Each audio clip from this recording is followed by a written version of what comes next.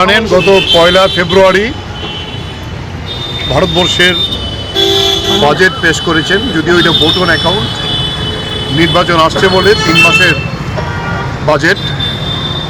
এই বাজেটে আমরা যা দেখলাম, অনেক কিছু বলা হয়েছিল বাজেট বিরাট হবে, বাজেটে বিশেষ করে যুবকদের, কৃষকদের এই কথাগুলো আরও বড় করে থাকবে।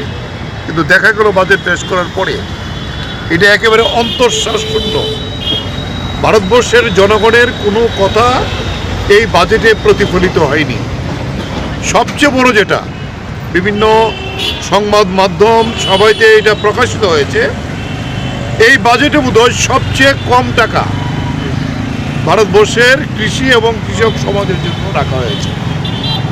সবচেয়ে অবহেলিত দেশের কৃষক সমাজ।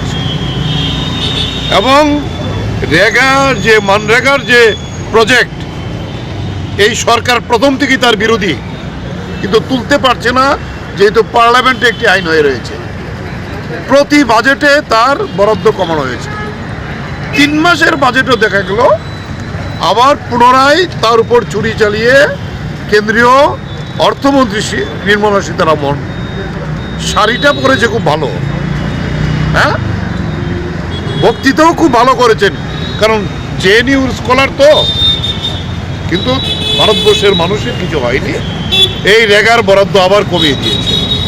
তাই সংযুক্ত কিষাণ মোর্চা এবং আমাদের যে সংগঠনগুলো, কৃষক সংগঠনগুলো, ক্ষেত মজুর সংগঠনগুলো, এবং আমাদের রাজ্যে সারা ভারত কৃষক সভা, উপজাতি গণমুক্তি পরিষদ, ত্রিপুরা ক্ষেত মজুর ইউনিয়ন, আমরা এই সিদ্ধান্ত নিয়েছি আজকে 3 তারিখে রাজ্যের প্রতিটি জেলা মহকুমায় এই বাজেট পুরানো হবে।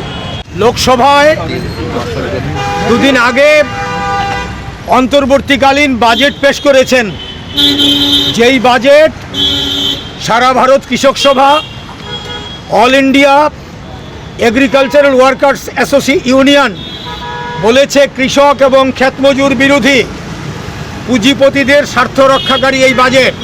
এর বিরুদ্ধে আমাদের আজকে বিক্ষোভ।